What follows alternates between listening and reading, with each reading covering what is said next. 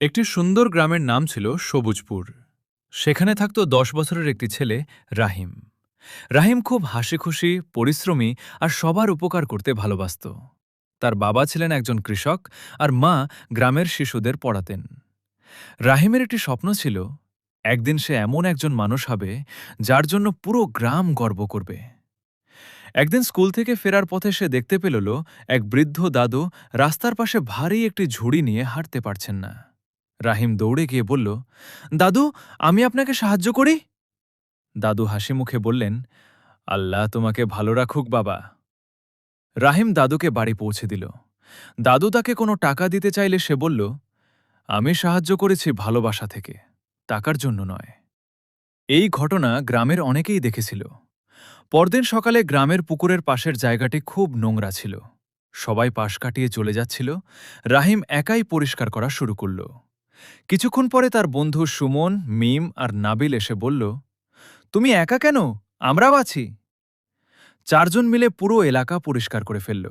গ্রামের মানুষ অবাক হয়ে গেল। কয়েকদিন পর গ্রামের স্কুলে ঘোষণা হলো একটি বিজ্ঞান মেলা হবে। সবাই নতুন নতুন জিনিস বানাবে।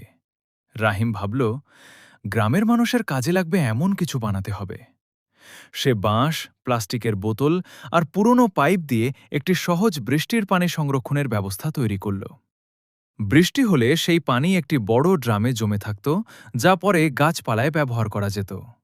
বিজ্ঞান মেলার দিন বিচারকরা তার কাজ দেখে খুব খুশি হলেন। তারা বললেন, এটি শুধু একটি প্রজেক্ট নয়, গ্রামের জন্য সত্যিই উপকারী। রাহিম প্রথম পুরস্কার পেল। কিন্তু গল্প এখানে শেষ নয়। এক রাতে গ্রামের এক বৃদ্ধার ঘরে হঠাৎ আগুন নয়, বরং ঝড়ে একটি বড় গাছ ভেঙে পড়ে ঘরের পথ বন্ধ হয়ে যায়। অনেকেই ভয় পেয়ে দূরে দাঁড়িয়েছিল। রাহিম দ্রুত গ্রামের বড়দের খবর দিল। সবাই মিলে গাছ কেটে পথ পরিষ্কার করল এবং বৃদ্ধাকে নিরাপদে বের করে আনল। বৃদ্ধা কাঁদতে কাঁদতে বললেন, আজ তোমাদের জন্যই আমি বেঁচে গেলাম। এরপর থেকে গ্রামের মানুষ একে অপরকে সাহায্য করার অভ্যাস গড়ে তুলল। প্রতি মাসে তারা সবাই মিলে গ্রাম পরিষ্কার করত, গাছ লাগাত এবং অসহায় মানুষদের পাশে দাঁড়াত। ১ বছর পরে সবুজপুর গ্রামটি জেলার সবচেয়ে পরিচ্ছন্ন ও আদর্শ গ্রাম হিসেবে পুরস্কার পেল। পুরস্কার গ্রহণের সময় গ্রামের প্রধান বললেন, একটি গ্রামের পরিবর্তন শুরু হয় একজন ভালো মানুষের ছোট্ট উদ্যোগ থেকে। সেই মানুষটি হল আমাদের রাহিম। রাহিম হাসি মুখে বলল, আমি একা কিছুই করতে পারতাম না। আমরা সবাই একসঙ্গে কাজ করেছি বলেই আজ এই সম্মান পেয়েছি। সেদিন পুরো গ্রাম আনন্দে উৎসব করল।